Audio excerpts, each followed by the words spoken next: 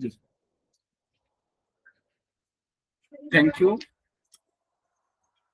আজকে আমরা এক সপ্তাহ পরে ইনশাল্লাহ আমরা আবার একত্রিত হলাম। আমাদের এর আগে আমরা আলোচনা করেছিলাম অ্যাফ্রিজম নাম্বার 1 2 3 4 5। একটু যদি আমাদেরকে একটু হেল্প করে রিপিট করতেন যে অ্যাফ্রিজম নাম্বার 1 কি। আইনুল বাড়ি একটু বলুন, অ্যাফ্রিজম নাম্বার 1 এর মেইন হেডলাইনটা বললেই হবে, একটু বলুন।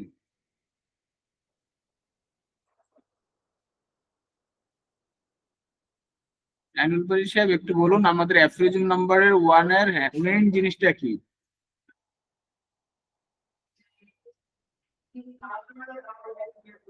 কে বলতে পারবেন একটু রেজ হ্যান্ড করুন। স্যার আমি সামনে সপ্তাহে ছিলাম না আপনার ক্লাসে। আচ্ছা, কেউ বলতে পারবেন? ক্লাস প্রতিদিন করাচ্ছি এগুলা। শামিমা নাসরিন বলতে পারবেন?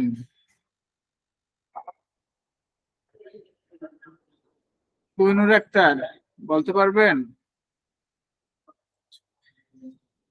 1 নম্বরে যে বলুন। স্যার আমি ক্লাসে ছিলাম না।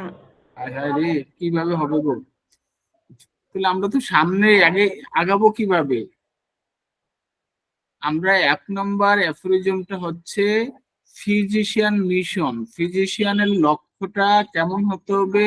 একজন ফিজিশিয়ান হতে হলে আপনি যে একজন চিকিৎসক হবেন, আপনি একজন চিকিৎসক হলে আপনাকে প্রথমে কি করণীয়, আমি যে চিকিৎসক হতে যাব আমার কি করণীয়, আমি একটু ব্যাক করে আসি, ব্যাক করে এসে আবার আজকে আমাদের পড়ার মধ্যে আমরা ঢুকবো। না থাকলে তো আমাদের একটু ঝামেলা হবে, এগুলো যদি আমরা না জানি। আমাদের ডাক্তারি পেশায় আসার আগে আমাদের কি করতে হবে এটা আমাদের এক নজরে ধারণা থাকতে হবে। অ্যাজ এ ফিজিশিয়ান হিসাবে আপনার কি করা উচিত, একজন ফিজিশিয়ানের লক্ষ্য এবং তার উদ্দেশ্য কেমন হবে, আমরা 1 নম্বর অ্যাফোরিজমে আমরা দেখতে পাবো। তাহলে আমাদেরকে যদি না এগুলো না জানি তাহলে আমরা ভালো ফিজিশিয়ান হতে পারবো না। 1 নম্বরে হচ্ছে ফিজিশিয়ানের মিশন।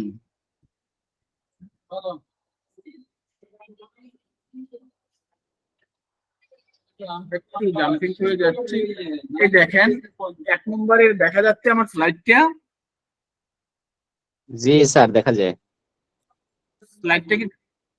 জি জি। তাহলে 1 নম্বর আমাদের ফিজিশিয়ানের মিশন হচ্ছে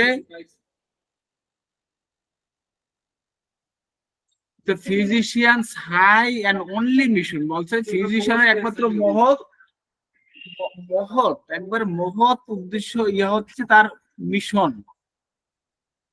কি করার জন্য? জানলাগুলো লক করবে। is to restore the sick to health। যাতে স্বাস্থ্য পুনরুদ্ধার করতে পারে, টু কিউর আরোগ্য করতে পারে, অ্যাজ ইট তার আগের যেভাবে ছিল সেভাবে পুনরুদ্ধার করতে পারে। তো এখানে বলা হচ্ছে মেইন অ্যাফোরিজম নাম্বার 1 আমরা মনে রাখার জন্য কি mission, mission of the physician. দেখেন অনলি বলতে ফিজিশিয়ান অনলি একমাত্র মহৎ, অনলি হাই মানে মহৎ, এন্ড অনলি একমাত্র মিশন, একমাত্র লক্ষ্য হচ্ছে কি, আমরা যদি মিশনটা ইয়া দেখি মিশনটা কেমন, অ্যানিমেলের মিশনটা কেমন হয়।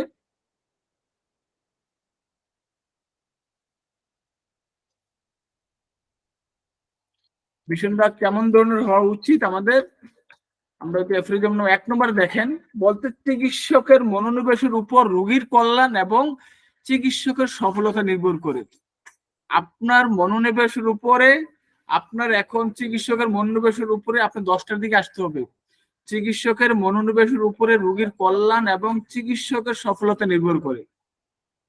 খুব ইম্পর্টেন্ট জিনিস। আপনি যত মনোনিবেশ করে আপনি রোগীকে দেখবেন আপনার সফলতা তত বেশি পরিমাণ বাড়বে। তাহলে আপনি কতটুকু মনোনিবেশ হতে হবে।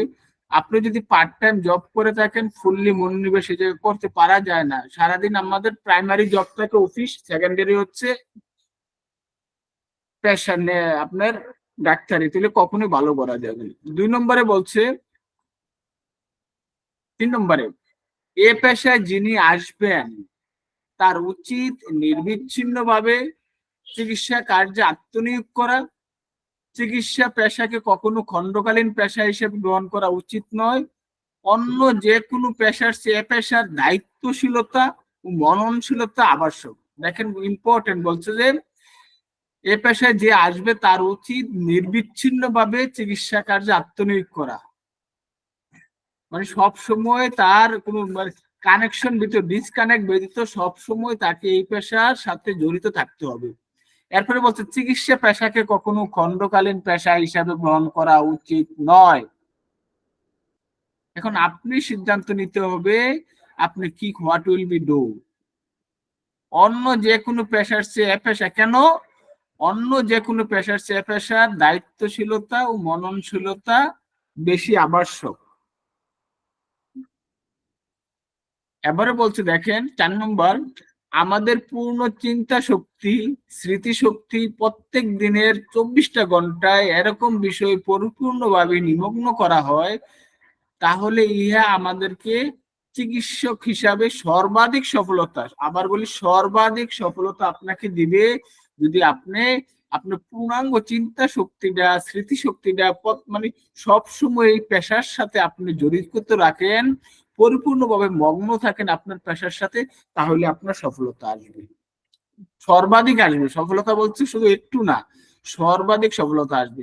তাহলে হ্যানিম্যান তার মিশন সংক্রান্ত কি বলেছে দেখেন, 4টা পয়েন্ট এই জায়গায় বলেছে। বলে চিকিৎসা বলতে 1 নম্বর বলছে তুমি যদি চিকিৎসা হও তোমার একমাত্র কাজ হচ্ছে চিকিৎসা করা। এর জন্য মিশন দিয়ে বোঝাইছে, ডক্টর হ্যানিম্যান বলছেন চিকিৎসা কার্য যদি হয় তোমার একমাত্র কাজ চিকিৎসা। এরপরে বলছে এটা তার দায়িত্বশীল মননশীলতা, অনেক কিছু নির্ভর করে, রোগীর কল্যাণের উপরে আমাদের সফলতা নির্ভর করে। এ পেশায় যেখানে আসবেন তা নির্বিচ্ছিন্নভাবে আত্মনিয়োগ করা। চিকিৎসা পেশায় কখন খণ্ডকালীন পেশা গ্রহণ করা উচিত না। অন্য কোনো পেশার চেয়ে পেশার দায়িত্বশীলতা ও মননশীলতা অনেক বেশি। এখন বলুন 1 নম্বরের মেইন হেডলাইনটা হচ্ছে physician mission. Physicians mission. Sharmin Nasrin madam বলুন, আপনার 4টা পয়েন্ট আলোচনা করছি, যতটুকু পারেন বলুন।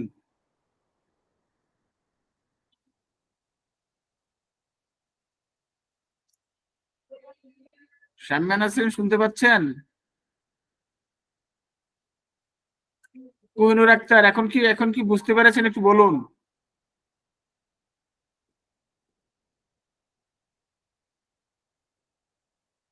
কোহিনুর আক্তার,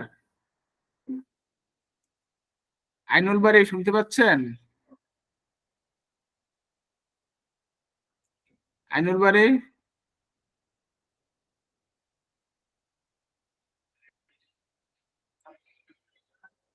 তৌফিক হাবিব স্যার শুনতে পাচ্ছেন? জি স্যার, শুনতে পাচ্ছি। হ্যাঁ, রেসপন্স করতাম।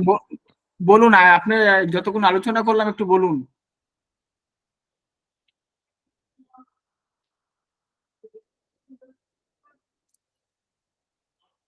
ফিজিশিয়ানের মিশনটা কেমন হওয়া উচিত, একজন চিকিৎসক হলে আপনাকে কি কি শুনতে পাচ্ছি স্যার। করা প্রয়োজন প্রথমে তো বলুন। হ্যাঁ বলুন, আপনি কি 1 নম্বর অ্যাফরিজমটা বলুন, কি ফিজিশিয়ান মিশনটা কি?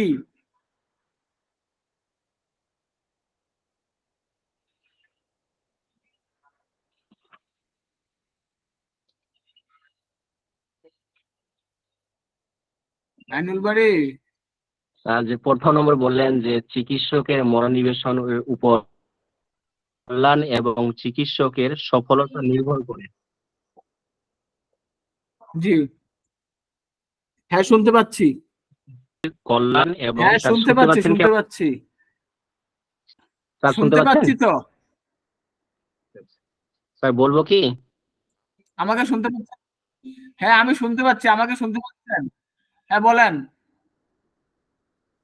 হ্যালো। জি স্যার, শুনতে হ্যাঁ পাচ্ছি।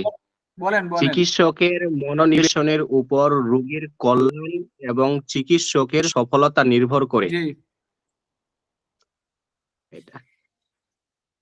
আর আমাদের পূর্ণ চিন্তা শক্তি এবং স্মৃতি শক্তি প্রত্যেক দিনে 24 ঘন্টা এরকম বিষয়ে পরিপূর্ণভাবে নিয়ন্ত্রণ করা হয়, তাহলে উহা আমাদেরকে চিকিৎসক হিসেবে সর্বাধিক সফলতা দান করবে। জি ধন্যবাদ, আপনারটা বলুন। তারপরে এ পেশায় যিনি আসবেন তার উচিত নিরবচ্ছিন্নভাবে চিকিৎসাকে আত্মনিয়োগ করা। চিকিৎসা পেশাকে কখনো খণ্ডকালীন পেশা হিসেবে গ্রহণ করা উচিত নয়।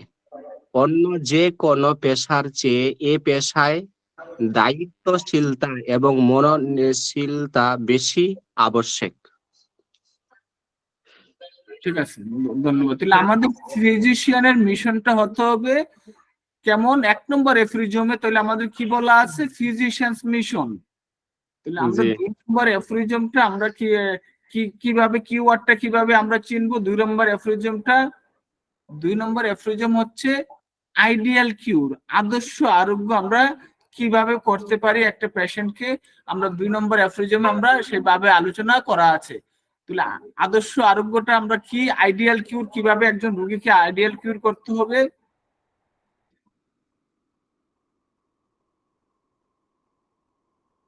আপনাদের মূলত হচ্ছে আজকের যে ক্লাস ছিল আমাদের 6ষ্ঠ এবং 7ম এফরিজম আলোচনার করার কথা ছিল, কিন্তু আপনাদের একটু প্রিভিয়াস ব্যাক করে আমি আসছি যে আমাদের এই জিনিসগুলো যদি না জানা থাকে মুখস্থ করে ফেলবেন। 1 নম্বর এফরিজম কি? Physicians mission. 2 নম্বর এফরিজমটা কি? আইডিয়াল কিউর। আইডিয়াল কিউর আমরা কিভাবে করতে পারি? আইডিয়াল কিউর কখন আমরা করতে হবে? একটা পেশেন্টকে আমরা কিভাবে আইডিয়াল কিউর করব, এই জিনিসটা আপনাকে ক্লিয়ার ধারণা থাকতে হবে। আইডিয়াল কিউরটা কি, আপনি কিভাবে আইডিয়াল কিউরটা আমরা করব, শর্ট টাইমের মধ্যে করব। আমরা প্রথম হচ্ছে আইডিয়াল কিউর সংজ্ঞা যখন আপনি যাবেন, what is the ideal cure, how you will be cured of the patient in the your disease. Ideal cure means the highest ideal cure হচ্ছে rapidly, gently and permanently হবে।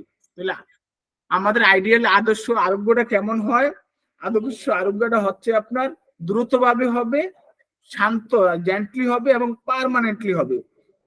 কিভাবে হবে? In the shortest and most reliable and most harmless ওয়েতে আমাদের আদর্শ আরোগ্যটা করতে হবে। 2 নম্বরে আমরা দেখতে পেলাম আমাদের আদর্শ আরোগ্যটা কি, আইডিয়াল কিউর। 1 নম্বর এফরিজম হচ্ছে ফিজিশিয়ানস মিশন, 2 নম্বর হচ্ছে আইডিয়াল কিউর। 3 নম্বর কি তাহলে? 3 নম্বর থেকে 5 নম্বর হচ্ছে ফিজিশিয়ানস মিশন। ফিজিশিয়ানস এর লক্ষ্য, ফিজিশিয়ানের যোগ্যতা কেমন হইতে হবে, ফিজিশিয়ানের কোয়ালিফিকেশনটা 3 থেকে 5 কেমন ধরনের ফিজিশিয়ানের যোগ্যতা অর্জন করতে হবে। 3 নম্বরে অর্জন করতে হবে কি, আমরা যদি 3 নম্বর দেখতে চাই, 3 নম্বর এফরিজমে আমরা পারসেপশন করতে হবে। কি জিনিস পারসেপশন করতে হবে? ডিজিজ সংক্রান্ত, ওষুধ সংক্রান্ত এবং ইহার ব্যবহার। 3 নম্বর এফরিজমে আমাদের 3টা জিনিস জানতে হবে। আপনি যদি ফিজিশিয়ান হন তাহলে আপনাকে 3টা জিনিসের উপরে দক্ষতা অর্জন করতে হবে। একটা হচ্ছে রোগের উপরে, একটা হচ্ছে ওষুধের উপরে, একটা কিভাবে অ্যাপ্লাই করবেন।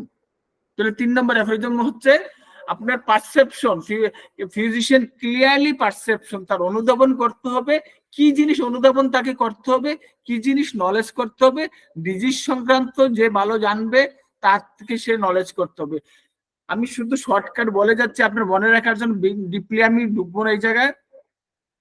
মেডিসিন সংক্রান্ত এবং তার কিভাবে ব্যবহার করতে হবে। তাহলে আমরা 4 নম্বর এফরিজমে আমরা কি শিখবো? এফরিজম নম্বর 4 and 5 মেইন হেডলাইন হচ্ছে ফিজিশিয়ানস মিশন, বাট আমরা কি শিখবো?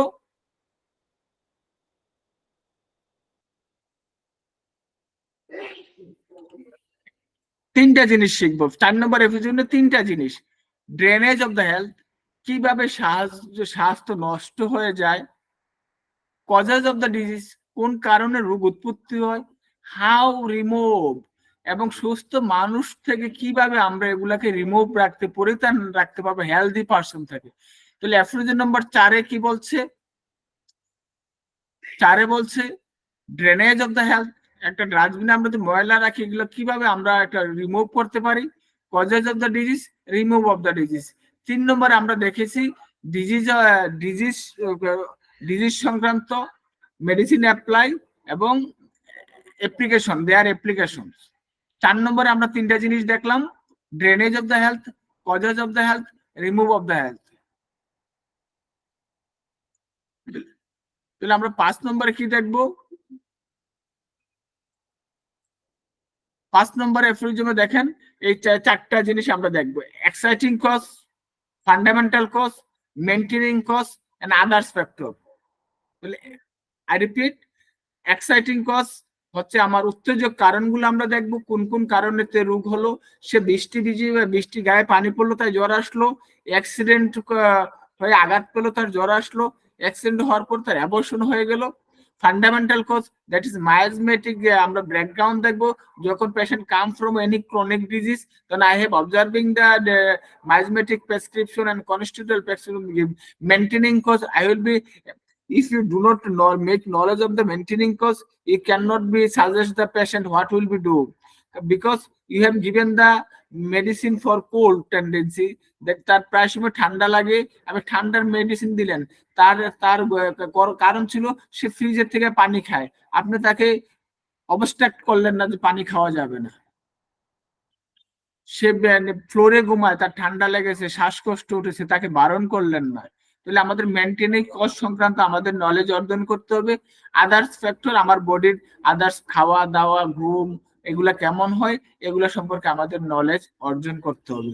এটি ছিল আমাদের প্রিভিয়াস ক্লাসের লেসন। আজকে আমরা আলোচনা করব আমাদের ষষ্ঠ এবং সপ্তম অর্গান আমরা আলোচনা করব, অ্যাফোরিজম নাম্বার 6 এবং 7। 6, 7 আমাদের কি বলেছে? 6 অ্যাফোরিজম নাম্বার একটা জিনিস এই জায়গায় আলোচনা করেছে আমাদের, মূলত হচ্ছে আনপ্রিজিটমেন্ট অবজারভার। 6 নম্বর অ্যাফোরিজম আমরা যে জিনিসটা দেখতে পারবো, আনপ্রিজুডিউসড অবজারভার। এটা খুব একটা ইম্পর্টেন্ট জিনিস, আমরা যদি ব্যঙ্গে ব্যঙ্গে আলোচনা করি। দেখেন, প্রি মিনস, আর আগে যদি আসি word meaning of the prejudiced, Latin একটা অরিজিন ওয়ার্ড, ল্যাটিন থেকে শব্দ উৎপত্তি হয়েছে। প্রি মানে আমরা জানি আগে, প্রি পূর্বে, বিফোর মিনস বিফোর মানে আগে, এন্ড জুডিশিয়াম মিনস জাজমেন্ট, বিচার করা, জাজমেন্ট মানে বিচার করা। তাহলে প্রিজুডিস মানে আগে একটা বিচার করে ফেলা, সে আগের থেকে কোনো সমাধান করবেন, সে আসার আগে কি হবে আপনি নিজের মন গড়া মতে বিচার করে ফেললেন, হচ্ছে প্রিজাজমেন্ট। আগে আপনি মন্তব্য ঘোষণা করলেন। তাহলে প্রিজুডিস ডেফিনেশনটা কি আসে? Prejudice is an opinion or judgment that is not based on a reason or actual experience before knowing the fact. মানে আমি কোনো কিছু জানার আগে আমি তার বিচার করে ফেললাম। এটা হচ্ছে আমি আগে থেকে পূর্ব পরিকল্পনার মতে আমি বিচার করে ফেললাম। একটা পেশেন্ট আসলো, লবণ খায়, ওকে তাকে আমি নেট্টামিউর দিলাম। লবণ খাওয়ার জন্য আরো সুপার কার্ডে 9টা মেডিসিন আছে, সেটির দিকে আমি খেয়াল করলাম না, পেশেন্টের আরো হিস্ট্রি নিলাম না। এই কথাটাই আমি বলতেছি যে আমাদেরকে এমন ভাবে হইতে হবে। এজন্য বলছে আনপ্রিজুডিউসড অবজারভার মিনস হচ্ছে সংস্কার মুক্ত চিকিৎসক হইতে হবে, সংস্কার মুক্ত চিকিৎসক হতে হবে তাকে। যদি সংস্কার মুক্ত চিকিৎসা পর্যবেক্ষক হয়, তখনই তিনি ভালো ফিজিশিয়ান হতে পারবেন। তাহলে প্রিজুডিউসড আমরা এটা বুঝতে পারলাম। এরপর অবজারভার মানে যে অবজারভেশন করেন। Observer is the careful perception of event with the intention of identify.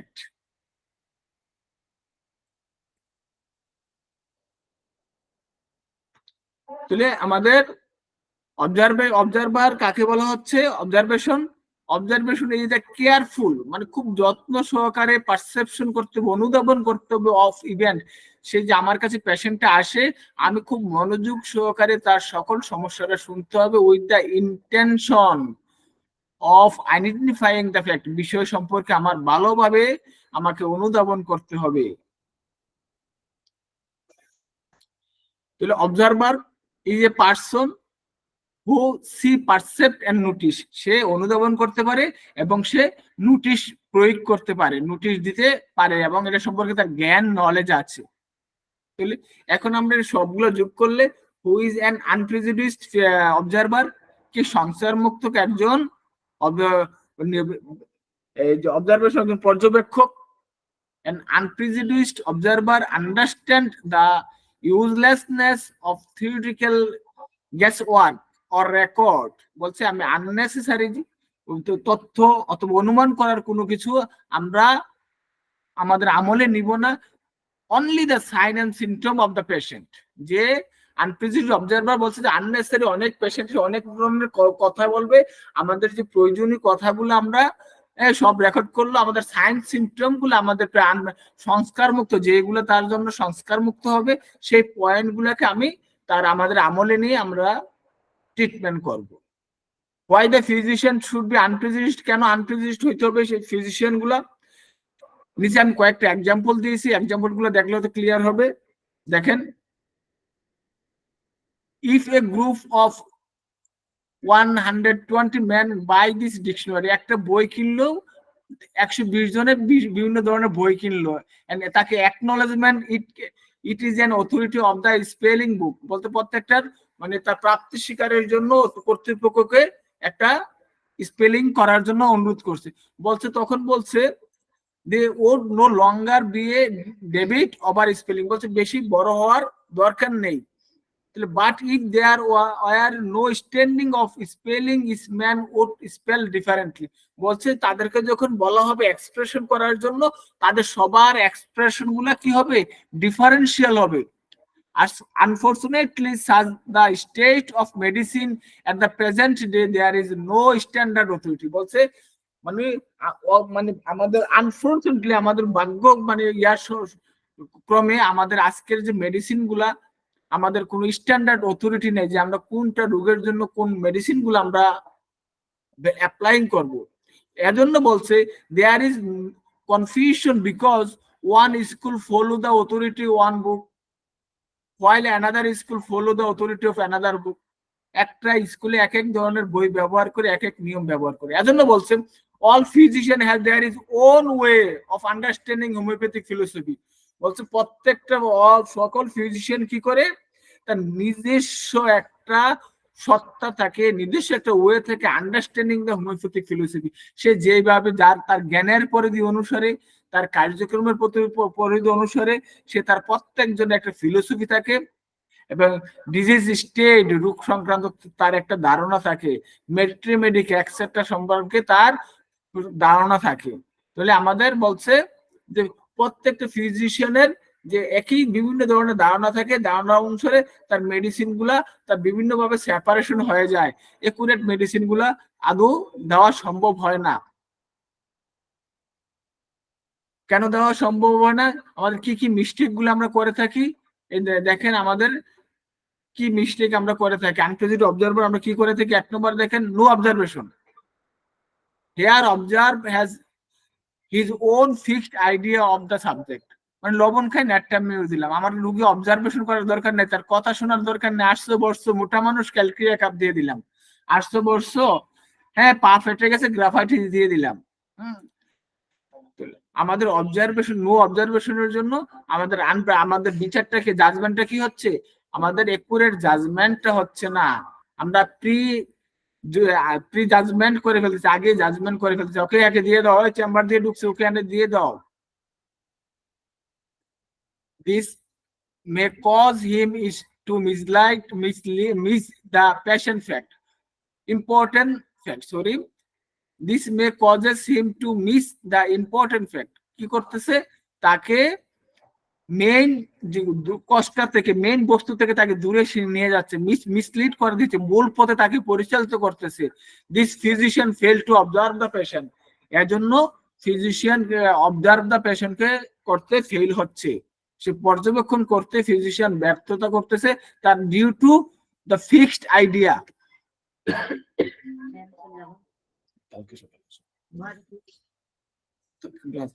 মাল অবজারভেশন, আমি ক্লাস নিচ্ছি। মাল অবজারভেশন, হ্যাঁ বসে থাকেন 1 ঘন্টা, তাহলে আমি দিতে পারবো। Here observe take notes of everything that is important. বলছে মাল অবজারভেশন কি আমরা বিভিন্ন ভাবে অবজারভেশন কি করতে পারবো। Here observe take note of everything that is important. বলছে আমরা সকল কিছু নোট করবো যেগুলো খুব গুরুত্বপূর্ণ। But he interrupt the observe fact improperly, wrong way. বলছে আমরা তাকে বাধা দিব না এবং অবজার্ভ করব তার ফ্যাক্ট গুলা ইমপ্রপারলি, আমরা তাকে কোনো বাধা দিব না, তার আমরা ইয়াগুলা অবজার্ভ করতে থাকবো। This happen due to lack of the reasoning ability. এই যদি আমরা এখন কি করি, আমাদের ঠিকভাবে তার কথাগুলো না শুনে মাল ফাংশন মাল অবজারভেশন করি, তখন আমাদের কি হবে, ল্যাক অফ রিজনিং অ্যাবিলিটি, আমাদের গ্যাপ থেকে যাবে, আমাদের অক্ষমতা গ্যাপ হয়ে যাবে। However, both type of observation lead is to inaccurate homeopathic prescription. তাহলে আমার কি হবে, এই দুইটি আমাদেরকে ভুল পথে পরিচালিত করবে। তাহলে আমাদের রাইট ওয়ে কি, right way, what is the duty of the physician? Disease symptom represent the presence of disorder. বলছে রোগের যে লক্ষণগুলো আছে এটাই প্রেজেন্ট করে তার রোগীর ডিসঅর্ডার গুলা আমাদেরকে অবজার্ভ করতে হবে। Type of the disease symptoms show only the nature of sickness. Type of disease রোগের প্রকারভেদ গুলা ইন্ডিকেট করে নেচার অফ দ্য সিকনেস, কোন ধরনের সে অসুস্থ হয়েছে। সিকনেস ইজ নাথিং, অসুস্থ nothing, but change in the state of the health. তাহলে আমরা তার আসলে জ্বর আসছে, আমরা তাকে জ্বরের ওষুধ দিব না, বেলেডোনা দিব না। কারণ কি, একটা তার জ্বর আসছে, কেন তার জ্বর আসছে, আঘাত খাওয়ার পরে তাকে আমরা আর্নিকেল অ্যাপ্লাই করবো, কজেস্টিং ফ্যাক্টর আমরা অ্যাপ্লাই করব। তাহলে আমাদের নাথিং, সিকনেস ইজ নাথিং, অসুস্থতা আমরা কিছুই না, আমরা এদিকে তাকাবো না, বাট আমরা তাকাবো কি, change in the state of the health, তার শারীরিক শরীরের মধ্যে কোন ধরনের পরিবর্তন এসেছে আমরা সেটার দিকে তাকাবো। Physician's duty to is to correct the disorder state. আমাদের কর্তব্যটা কি, তার যে ডিসঅর্ডার হয়ে গেছে তার স্বাস্থ্যটাকে আমরা পূর্ণতা উদ্ধার করা, restoration of the health to cure as it is term. 1 number অ্যাফরিজমে বলছে আমাদের also read the missions of physicians according to the animal। ওই যে আমাদের 1 নম্বর অ্যাফরিজমের কথা বলছে, আমাদের চিকিৎসকের কি করা উচিত, ফিজিশিয়ানের কি করা উচিত, দা ফিজিশিয়ানের কি দায়িত্ব। The high and only mission of the physician is to restore the sick to health, to cure as it is term। আমাদেরকে এই জিনিসগুলো আমাদেরকে অর্জন করতে হবে, এটা খুব ইম্পর্টেন্ট। আমাদের ফিজিশিয়ানের ডিউটিটা একটু আবার একটু রিপিট ব্যাক করি। Disease symptom is present represent the presence disorder. তাহলে আমাদের রোগ লক্ষণগুলা আমাদেরকে ইন্ডিকেট করতেছে তার বর্তমানে কোন ধরনের ডিসঅর্ডার হয়েছে, কোন ধরনের রোগের লক্ষণগুলা ইন্ডিকেট করে তার কোন ধরনের অসুস্থতা, ন্যাচারালি কোন ধরনের অসুস্থতা তার মধ্যে দেখা যাচ্ছে। বলছে sickness is nothing but the change in the state of health. সে আমরা অসুস্থ কি আমরা তাকাবো না, আমরা দেখবো তার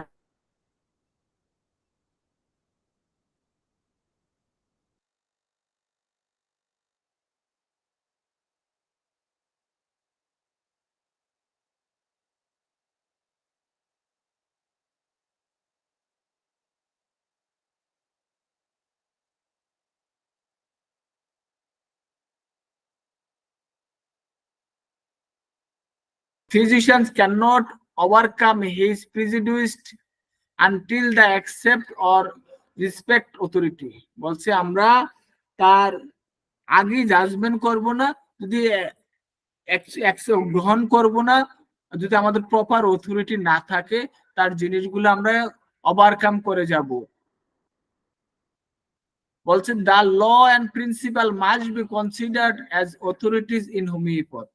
বলছে আমরা আমাদের যে নিয়ম নীতি আছে, আমাদের যে আদর্শ আছে, আমাদের যে মেইন ফিলোসফি আছে, সবগুলাকে আমরা আমলে নিয়ে আমাদের ট্রিটমেন্ট করতে হবে। এর জন্য বলছে read fundamental principal of homeopath. আমাদের মৌলিক যে প্রধান কারণগুলা প্রধান আছে হোমিওপ্যাথিকের, এটা সম্পর্কে আমাদের নলেজ নিতে হবে। Details to have sound knowledge of homoeopathic law and principal. Observe for change in the state of health in is individual patient. আমাদেরকে কি করতে হবে, প্রত্যেকটা পেশেন্টের জন্য ইন্ডিভিজুয়াল তার স্বতন্ত্রগুলোকে আমাদেরকে অবজার্ভ করতে হবে।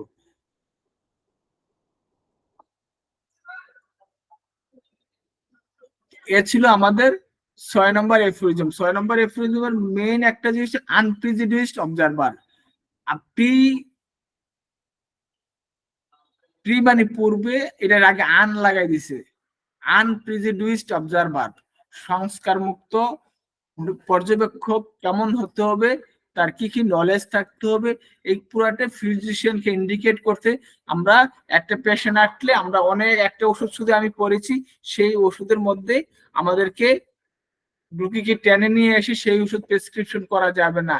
যত্ন সহকারে তার সকল বক্তব্য আমাকে শুনতে হবে। তাহলে এখন এফিউজন নাম্বার 7 কি বলছে? এফিউজন নাম্বার 7 বলছে আমাদের মেইন কুসা, কোন কারণে আমাদের কোন কোন অকেশনে আমাদের রোগগুলা হয়ে থাকে। Exciting cause of the disease, maintaining cause of the disease. এই দুইটা জিনিস আমাদের ইম্পর্টেন্ট, এক্সাইটিং কজ এবং মেইনটেনিং কজ। এক্সাইটিং কজটা কি? উত্তেজক কারণ।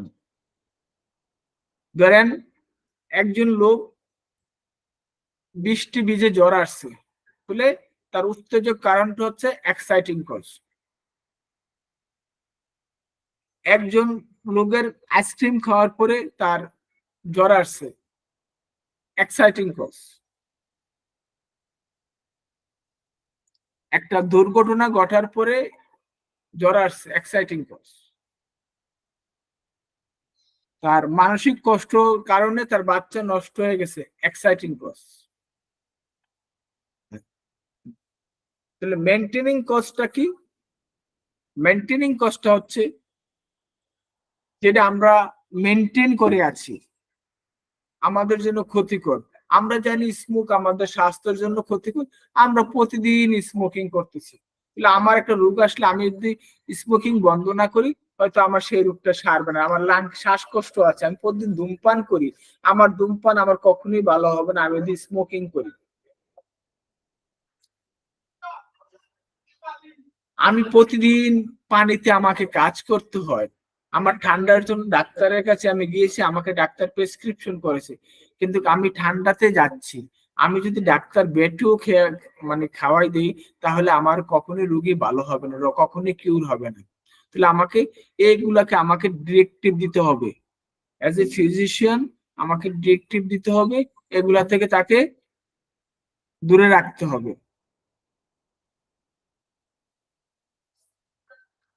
তাহলে আমাদের চিত্রে কি বলেছে? এক্সাইটিং কজ, দেখেন, responsible to produce or disease state like acute disease, acute expansion, manifestation of chronic disease, indisposition, mild illness। এই পুরাটা হচ্ছে বলছে আমাদেরকে কয়টা জিনিস আমরা এক্সাইটিং কজে খেয়াল রাখবো। একুইট ডিজিজ অলরেডি বললাম যে তরুণ রোগ। একুইট এক্সপেনশন, তার একুইট কিভাবে প্রকাশ হলো, এটা কি ম্যানিফেস্টেশন কোনো কারণ জড়িত কারণে, না ক্রনিক ডিজিজের কোনো ইনস্পাইরেশন, কোনো ক্রনিক ডিজিজ আগে ছিল, এটার উৎস মানে এর উপসর্গ হিসাবে দেখা দিয়েছে, এটা আমাদেরকে দেখতে হবে। Maintaining cause avoidable harmful factors can produce nature and extend the disease condition. তো এক্সাইটিং কজের আমরা ডেফিনেশন যদি দেখতে চাই, factor that the responsible to produce, তাহলে এটার factor that R responsible to produce, যে জায়গায় আমাদের মানে মেইন কারণ হচ্ছে এটা উৎপাদন করে, গিভ এ রেজ টু বাড়িয়ে দেয় state or condition of disease. are called the exciting cause. They may produce করে acute disease, acute expansion, manifestation of chronic disease, indisposition or mild illness. Exciting cause elaborately discussed in the aphorism number 73. Exciting cause-টা Hahnemann 73 তে আরো deeply বর্ণনা করেছেন, এটা আমরা পরবর্তী টাইমে আলোচনা করব। তাহলে ইন্ডিভিজুয়ালাইজেশন অফ দ্য কজেস, প্রত্যেকটা তাহলে আমরা প্রত্যেকটা রোগীর একটা স্বতন্ত্র প্রক্রিয়া আছে, তার একটা ব্যক্তিত্ব আছে, সে তার ইন্ডিভিজুয়ালাইজেশনের জন্য আমাদের কারণগুলোকে ল্যাক অফ আইডিয়াল লাইফস্টাইল, সে আদর্শ জীবনযাপন করে না, সে যেভাবে চলার কথা সেভাবে চলে না, বৃষ্টি প্রতিদিন একবার জায়গায় দুইবার গোসল করে, সে যথাসময় খাবার খায় না, এজন্য তার বিভিন্ন লাইফস্টাইল গুলা তার যেভাবে জীবনটা চলার কথা সেই জীবনটা সেভাবে পরিচালনা করে না, সেই জন্য তার রোগ উৎপন্ন হচ্ছে। দ্যাট ইজ ওভার ইটিং, অতিরিক্ত খাবার খাচ্ছে, মাল নিউট্রিশন, অতিরিক্ত ভিটামিন খাচ্ছে, এক্সেসিভ সেডেন্টারি, অতিরিক্ত অলস ভাবে জীবনযাপন করতেছে, ইনসাফিসিয়েন্ট রেস্ট, আবার সে প্রচুর পরিশ্রম করতেছে এবং সে রেস্ট করতেছে না, অর স্লিপ, ঠিকভাবে ঘুমাচ্ছে না। এটি তার লাইফস্টাইলকে পরিবর্তন করে দিচ্ছে। সে 10টায় ঘুমানোর কথা, সে ঘুমাচ্ছে 1টার সময়, মোবাইল ব্রাউজিং করছে সারা রাত্র। ডাক্তার সাহেব আমার তো ঘুম আসে না, এজন্য মোবাইল ব্রাউজিং করি। 2 নম্বর দিচ্ছে ফিজিক্যাল আর মেন্টাল ইরিটেশন, মানসিক ভাবে তার খিটখিটে হ্যাঁ, ও মানসিক ভাবে এবং ফিজিক্যালি তার খিটখিটে ভাব থাকে। কেন থাকে? তার ভয়ের কারণে, কোন গ্রিপ, তার কোন দুঃখের কারণে, ওভার এনজয়, অতিরিক্ত এনজয় করার কারণে, অতিরিক্ত ইমোশন হওয়ার কারণে, অতিরিক্ত অ্যাক্সিডেন্ট এটসেট্রা, হ্যাঁ, তার এগুলোর জন্য সে ফিজিক্যালি এবং মেন্টালি ইরিটেশন থাকতে পারে। ইন্ডিভিজুয়াল কজেস গুলো আমরা দেখলাম, যেটা lack of ideal lifestyle, physician's or mental irritation.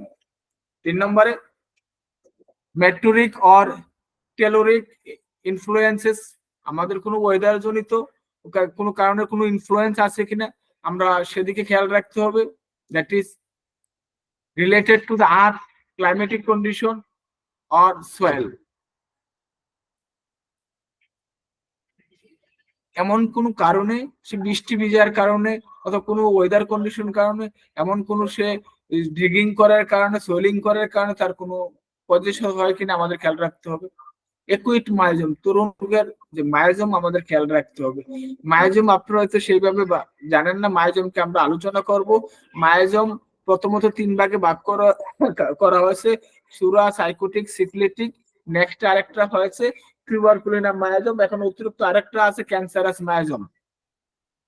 তো সুরা সকল শরীরের মধ্যে চুলকানো যুক্ত যখন হয় আমরা সুরা হিসেবে আইডেন্টিফিকেশন করি। আমাদের ইচিং কে বলা হয় ফিজিক্যাল ভাবে ইচিং, আর মানসিক ভাবে ইরিটেবল সে থাকে, তখন আমরা সুরা হিসাবে আমরা আইডেন্টিফিকেশন করি। সাইকোটিক মায়োজমটা হচ্ছে তার ডেভেলপমেন্ট, এনি গ্রোথ, শরীরের মধ্যে যে এমন গ্রোথ থাকে, টিউমার গ্রোথ, তার hypertrophy, heart hypertrophy, liver enlargement, এগুলো যত বৃদ্ধি থাকবে তখনই সাইকোটিক আমরা পেশেন্ট হিসাবে আমরা চিহ্নিত করব। বেশি কথা বললে সাইকোটিক পেশেন্ট হিসেবে আমরা চিহ্নিত করব। সিফিলিটিক মিন ডিস্ট্রাকশন, তার মধ্যে ডিস্ট্রাকশন আমরা দেখতে পাবো, ক্ষত দেখতে পাবো আপনাদের, তখন আমরা শরীরের মধ্যে বিভিন্ন ক্ষত দেখতে পাবো, তখন আমরা সিফিলিটিক মায়োজম হিসাবে আমরা দেখবো। এই 3টা মায়োজমে হ্যানিম্যান আলোচনা করেছেন। তো মায়োজমেটিক কেন বলছে? আনঅ্যাভয়েডেবল ক্রাইসিস, এমন কোন ক্রাইসিস সৃষ্টি হচ্ছে যার জন্য আমাকে হতে পারে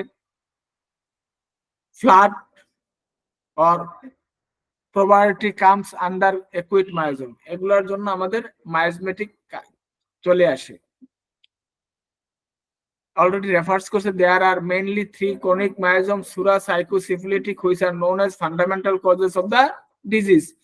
মেইন রোগের কারণ আমাদের এটা ফান্ডামেন্টাল যে আমাদের শরীরের মধ্যে যে মেইন রোগগুলা হয় এটার কারণই হচ্ছে আমাদের main causes. Exciting cause and effect of a person only there is already the presence of chronic myosm which make the susceptible towards certain disease। বলছে একুয়েট কজেস গুলা আমাদেরকে আস্তে আস্তে কি করে আমাদেরকে ক্রনিক মায়োজমের দিকে আমাদেরকে ধাবিত করে এবং তা আমাদের রোগ প্রবণতাকে দিকে নিয়ে যায়। আমরা দিয়ে একটা এক্সাম্পল দেখি, দেখলে আরো ক্লিয়ার হবে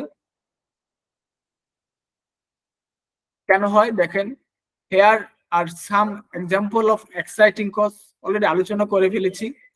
protein energy, malnutrition due to insufficient diet for long time।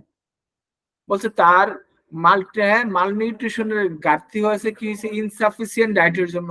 পর্যাপ্ত তার যেভাবে খাওয়ার কথা ছিল, লাইফস্টাইল মেনটেন করার কথা ছিল, সেভাবে খাচ্ছে না। সে মাংস খেতে পারে না, মাছ পছন্দ করে না, সে শুধু ভাত আর ডাল খায়, এর জন্য তার মাল্টি নিউট্রিশন হয়েছে। Habit of taking alcohol, liquors or any kind of the over indulgence। বলছে এমন তার কিছু খাবার খাচ্ছে যেগুলো তার অ্যালকোহল জন্য খাবার খাচ্ছে, হ্যাঁ, এই খাবারগুলো তার জন্য ক্ষতিকর জিনিস হয়ে দাঁড়াচ্ছে। Raising and unhealthy or muddy localities, যদি সে আনহেলদি অস্বাস্থ্যকর কোনো কিছু খায়, হ্যাঁ, তো অস্বাস্থ্যকর কিছু শরবত, অস্বাস্থ্যকর যে বাইরের কেমিক্যাল মিশ্রিত চকলেট এমন কিছু খায়, এটাও তার রোগের বাচ্চাদের ক্ষেত্রে যেমন আমরা দেখতে পাই যে তার দাঁত ডিকয় হয়ে যাচ্ছে, দাঁত ক্ষয় যাচ্ছে, ডেন্টিস্টের কাছে যাচ্ছে, তার যে দাঁত পড়ার কথা ছিল না, যেই দাঁত বৃদ্ধ হওয়ার পরে পড়ার কথা ছিল, দেখেছে সেই দাঁতকে পোকা খেয়ে একবারে 12টা বাজিয়েছে। তার বাকি বছরগুলো সে কিভাবে কাটাবে, বাকি বছরগুলো তার কষ্টের মধ্যে জীবনযাপন করতে হবে। তাহলে আমাদের যারা বাচ্চা মানুষ আছে চকলেট খাওয়ার জন্য আমরা অলওয়েজ বিরত রাখতে হবে তাদেরকে। What is the important investigation exciting cause, আমরা কোনগুলো ইম্পর্টেন্ট আমরা বেশি আমরা দেখবো নতুন রোগের ক্ষেত্রে আমরা কোনগুলো আমাদের বেশি আমলে নিব এক্সাইটিং কজের মধ্যে। Proper identification of exciting cause, কোন কারণে তার রোগটা উৎপত্তি হলো আমরা অবশ্যই আইডেন্টিফাই করতে হবে, is necessary so we can avoid them to prevent the future suffering. যদি আমরা আইডেন্টিফাই করতে পারি তার কারণটা কি, অবশ্যই আমরা তাকে তার সাফারিং থেকে, তাকে রোগ থেকে আমরা তাকে রক্ষা করতে পারবো। দেখেন, একজন রোগ বাচ্চা নিচে থাকে, প্রতিদিন ঘুমায়, তার শ্বাসকষ্ট, তাহলে শ্বাস তোলে, আপনার তাকে ভালো করতে হলে তাকে উপরে রাখতে হবে, তাকে ট্রিটমেন্ট করতে হবে, সে সুস্থ হবে। সে উপরে শুইলেই ওটুতে সুস্থ হবে, মেডিসিন না দিলেও সে সুস্থ হয়ে যাবে, কারণ তার কনজেনশন ছিল, সে ঠান্ডাতে ফ্লোরে ঘুমাচ্ছে, তার শ্বাসকষ্টরা দেখা দিচ্ছে। Sometimes indisposition only by the removal of exciting cause is enough to restore the previous health। এটা অলরেডি বলে ফেললাম, যদি আমরা কোনো কারণ ক্ষেত্রে আমরা যদি তার এই এক্সাইটিং কজটা রিমুভ করে দেই তাকে, হ্যাঁ, তখন আমাদের ওটুতে আমাদের স্বাস্থ্যটাকে পূর্ণ উদ্ধার হয়ে যাবে। Help in selection of most accurate homeopathy treatment in acute or chronic disease. বলছে আমাদেরকে যদি আমরা এক্সাইটিং কজগুলো জানা থাকে, আমাদেরকে একুরেট মেডিসিন সিলেকশন করার জন্য আমাদেরকে হেল্প করবে। Conception of health and disease in homoeopath in simple word, কিন্তু আমরা জানি এই জিনিসগুলোকে আমাদের খেয়াল রাখতে হবে। তাহলে মেইনটেনিং কজ কি? মেইনটেনিং কজটা আমরা কি জানি?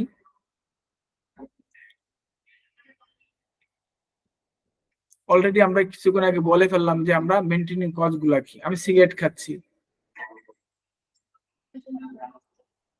আমি ঠান্ডা পানিতে গোসল করছি প্রতিদিন, আমি বৃষ্টিতে ভিজছি, this is the maintaining cause.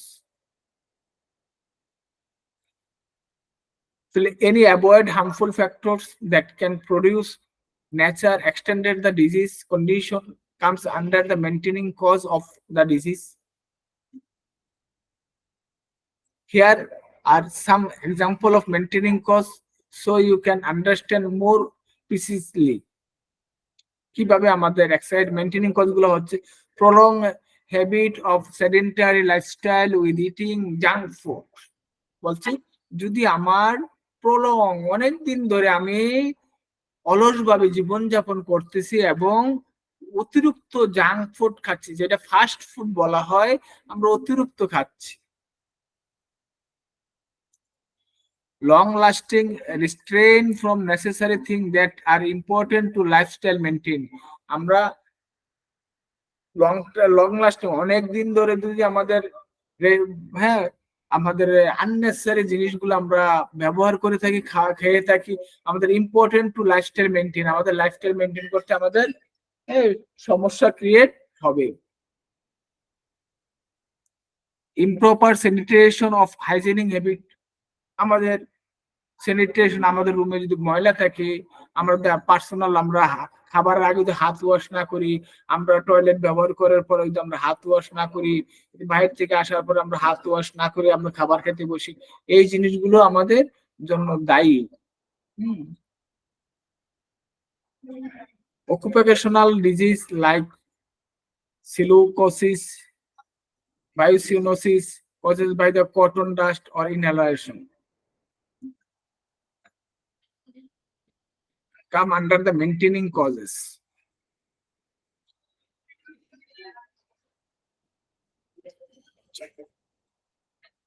What is the therapeutic important identifying the manifestation causes of the disease?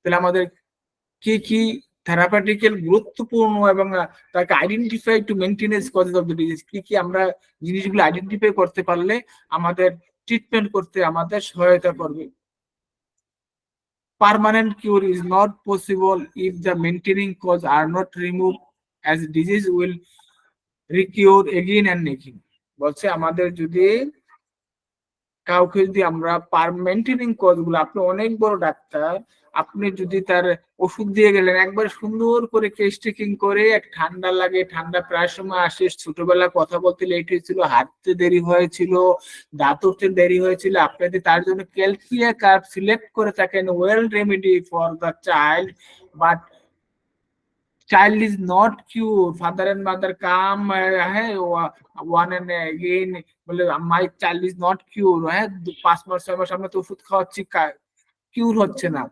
পজিশনটা কি তাকে আমরা মেইনটেইনিং কস্টটা রিমুভ করি নাই সে আইসক্রিম খাচ্ছে ঠান্ডা দিয়ে ফ্রিজের পানি গড়গড় করে খাচ্ছে কিভাবে আমি তাকে মেইনটেইন তাকে সুস্থ করবো এর জন্য রিকারেন্ট আমাদেরকে এটা নলেজে রাখতে হবে Sometimes only remove the maintaining causes is sufficient to restore the previous health state.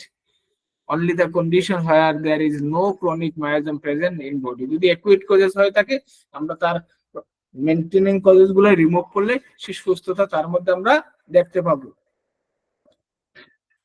তাহলে আমরা 7 নম্বর সূত্রের মধ্যে আমাদের যে মূল জিনিসটা আমরা শিখতে পেলাম maintaining causes are given more important আমাদের মেইনটেইনিং আমরা তিনটা জিনিস এই জায়গায় আমরা দেখলাম এক্সট্রাক্টিং কজ এবং মেইনটেইনিং কজ তাহলে এই জায়গায় মেইনটেইনিং কজটা আমাদের খুব ইম্পর্টেন্ট আমাদের রোগীকে কিউর করতে হলে আমাদেরকে অবশ্যই মেইনটেইনিং কজ জানতে হবে টোটালটি সিম্পটম নিয়ে আমি রোগীকে আমাদের ট্রিটমেন্ট করতে হবে তো যেহেতু 10টা বেজে গেছে আমি এই জায়গায় আমার ক্লাসটা আজকের ক্লাস এই জায়গায় সমাপ্ত করব যদি আপনাদের কোনো প্রশ্ন থাকে প্লিজ আপনারা কোশ্চেন করতে পারেন আসসালামু আলাইকুম ওয়া রাহমাতুল্লাহ